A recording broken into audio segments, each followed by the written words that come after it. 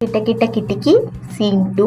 ఒకరోజు 4వ క్లాస్ చదివే గోపి వాళ్ళ టీచర్ కృష్ణారావు సార్ తన్ని ఎప్పుడు కొడుతూ తిడుతూ ఉంటాడు తక్కువ మార్కులు వచ్చాయని. అది అతనికి అస్సలు నచ్చడం లేదు. తనకి స్కూల్కి వెళ్ళాలంటేనే చిరాగ్గా ఉంటుంది. అందుకని కిటికీ దగ్గరికి వెళ్ళి తన కోరికని ఇలా చెప్పుకుంటాడు. కృష్ణారావు సార్ నన్నెట్లా కఠినంగా శిక్షిస్తాడో అలానే కృష్ణారావు సార్ కూడా కఠినంగా శిక్ష పడాలి అని కోరుకుంటాడు కిటికీని. కిటికీ 2వ తలుపు కిటకిటమంటూ తెరుచుకుంటుంది. అంతే, గోపి చాలా ఆనందంగా ఆ రోజు స్కూల్కి వెళ్ళిపోతాడు.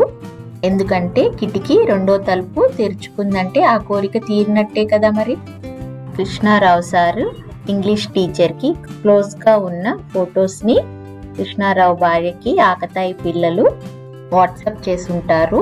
ఆ ఫొటోస్ చూసిన వెంటనే కృష్ణారావు భార్య కోపంతో ఊగిపోతుంది.